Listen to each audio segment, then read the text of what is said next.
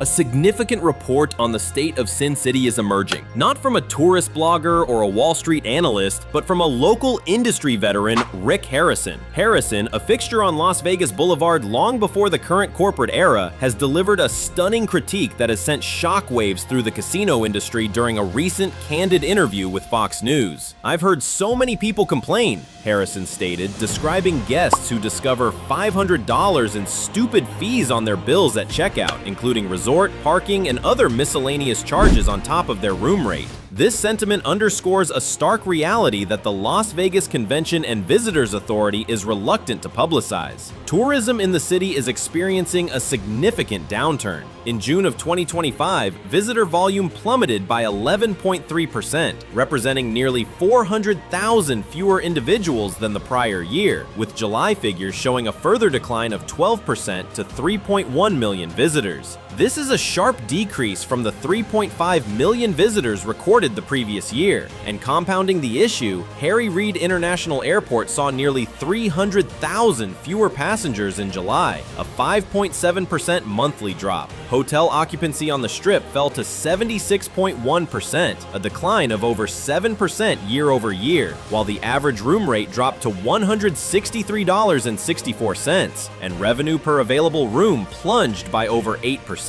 For the first time in decades, Las Vegas is facing 6 consecutive months of declining tourism, a stark departure from its reputation as a welcoming destination for the average person with a few $100s and a dream. Rick Harrison's perspective is rooted in experience. He opened his gold and silver pawn shop in 1989, an era when he says Las Vegas valued hospitality, particularly for the regular, non-high roller player. In those days, a consistent patron was treated exceptionally well, and a simple $20 tip to a pit boss could secure a complimentary buffet that was a genuine expense for the casino. It was a time when cocktail waitresses remembered a guest's name and drink order after a second visit, and parking was offered free of charge as an incentive to enter the property, not as an initial revenue source. This trend of added charges reportedly began with station casinos introducing the first resort fees in 2004, an ironic move for a company focused on local clientele. By 2008, MGM had adopted the practice. Even Caesars, despite a 2010 marketing campaign featuring Holly Madison promoting a no resort fees zone, reversed its position by 2013, citing guest demand for package pricing, a claim widely viewed as disingenuous. Critics argue that no customer has ever requested to pay additional mandatory fees for amenities like Wi-Fi, gym access, or a newspaper.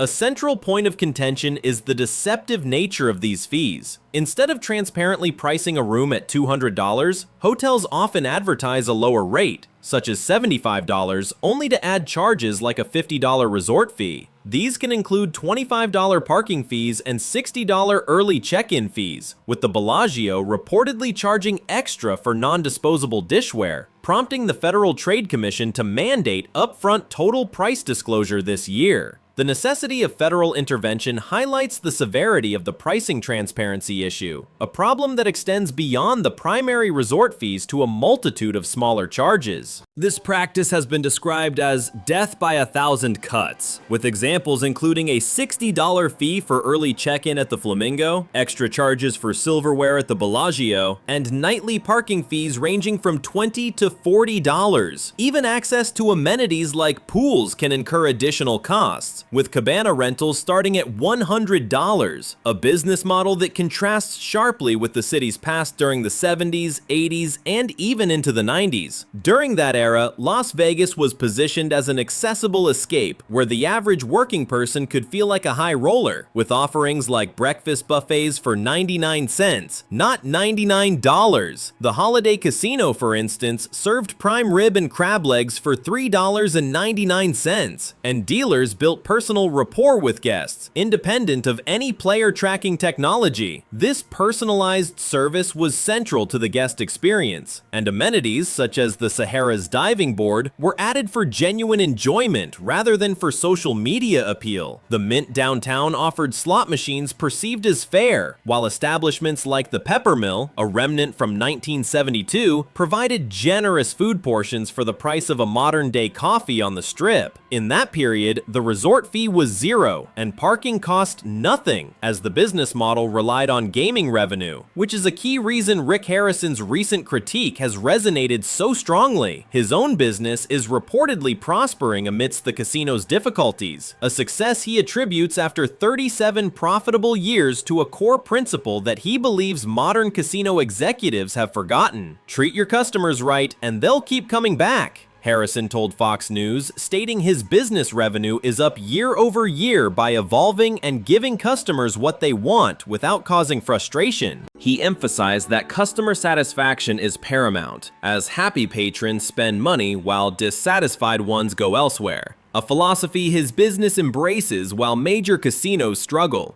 In contrast, many strip properties are replacing live dealers with electronic games, reducing experienced staff, and increasing financial pressure on guests instead of improving their treatment, as seen at the Golden Gate Casino. The city's oldest operating downtown casino recently announced a complete shift from live table games to electronic versions, a move seen as a further erosion of personal service. Yet, the industry is beginning to show signs of response. In the wake of Harrison's widely publicized comments and the sustained tourism decline, major casino operators have begun to introduce a variety of value packages and promotional offers. Notably, Resorts World has taken the lead as the first major strip property to eliminate resort fees entirely for the summer season. Caesars rolled out $300 stay and dine packages with inclusive resort fees. Station casinos promoted $1.99 margaritas, and MGM Resorts offered 25% room discounts. The LVCVA, after long defending high prices, has shifted its marketing to focus on value, with CEO Steve Hill publicly acknowledging that value has been a concern on the part of some of our customers. This admission follows a 12% drop in tourism, but alongside these issues, positive developments include the significant excitement generated by the Formula One race. The city also hosted a highly successful Super Bowl, continues to attract crowds with major artist residencies, and is benefiting from new revenue from sports betting, particularly in downtown Las Vegas.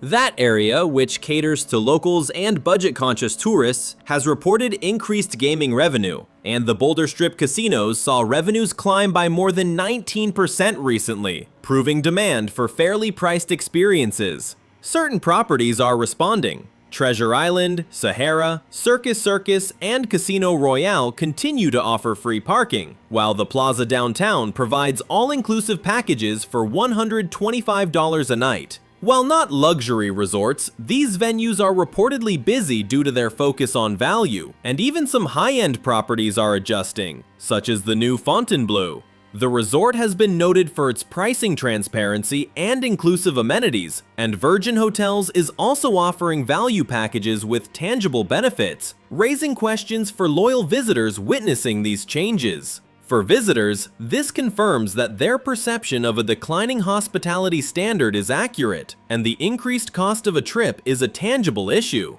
A weekend for two people now costs $1,200 or more, with much of that increase from fees providing no additional value. However, consumer influence is growing, as shown by the viral spread of Harrison's remarks. When tourism drops 12% in a single month, it compels casino executives and shareholders to pay attention, empowering consumers to vote with their feet and their wallets. Consumers are encouraged to book with properties that respect them, rewarding those that eliminate resort fees and off-strip casinos that still treat customers like guests. When staying on the strip, it is advised to inquire about the resort fee, questioning what it covers, and challenging charges for unwanted services, and to do the same when charged for parking.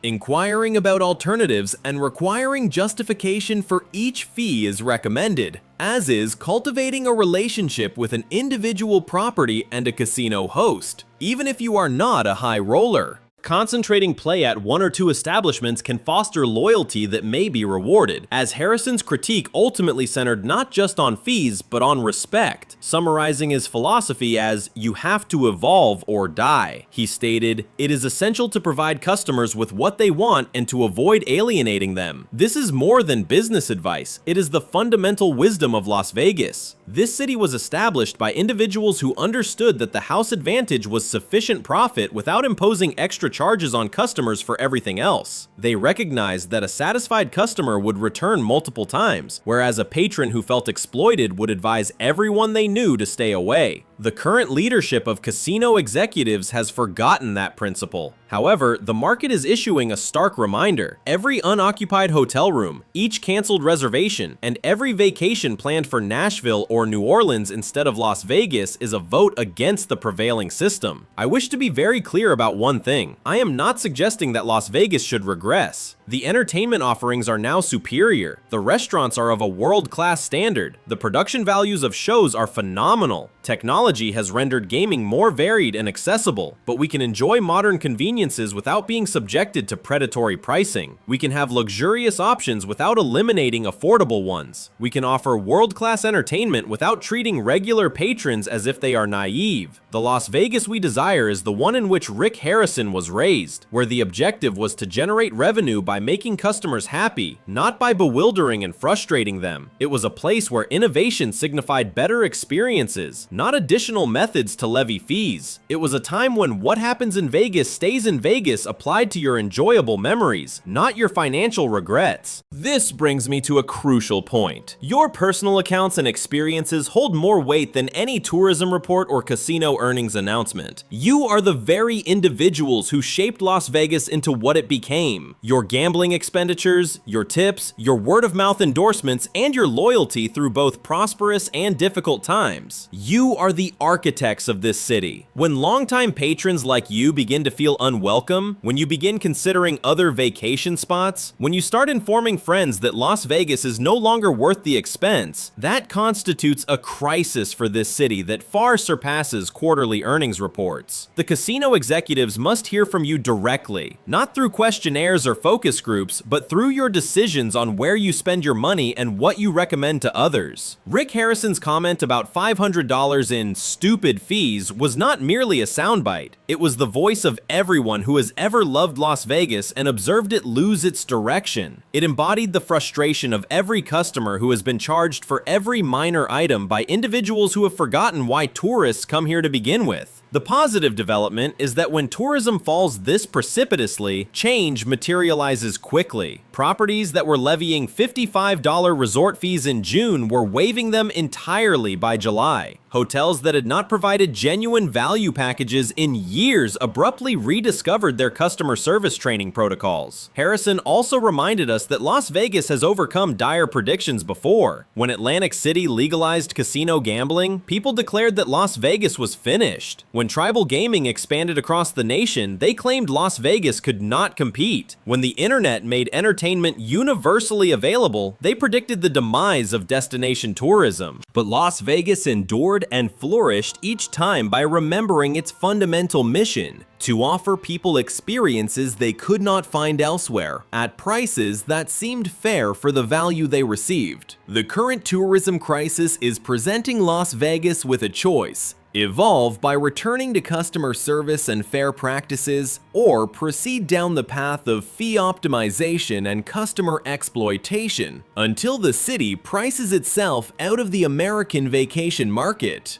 Rick Harrison, who has spent nearly 4 decades observing this city's growth and change, is confident that Las Vegas will make the right choice. "I've lived here almost my entire life. It's the greatest city in the world," he informed Fox News. There is still a tremendous amount of value in Las Vegas, but that value must be tangible, not concealed behind marketing rhetoric and fee structures conceived by lawyers. It must be attainable for the working families and ordinary people who made Las Vegas their retreat, not solely for the high rollers and convention delegates who can claim their expenses. The casino executives are at last paying attention, but they must continue to hear from you. Your voices, your choices, and your loyalty, when it is earned, will decide whether Las Vegas returns to its origins as America's playground or persists in its slide toward becoming just another overpriced tourist trap. Rick Harrison proved that one honest voice, speaking on behalf of regular customers, can cut through all the corporate pretense and strike where it counts, right in the revenue figures. Now it is your opportunity to speak out. What is your Las Vegas story? Share it in the comments so we can collectively increase awareness. Tell us about the fees that astonished you and the changes you have observed, the properties that still treat you with respect, or the ones that have lost your business for good. Your experiences are important, and the more we share them, the more pressure we apply to this industry to remember who truly pays its bills. And if this report resonated with you, if you want to see more truthful coverage of what is really transpiring in Las Vegas, please click the like button and subscribe to the channel, because someone must continue to tell the truth about our beloved Sin City, to provide an honest account of what occurs in this famous metropolis, and we believe that someone might as well be us.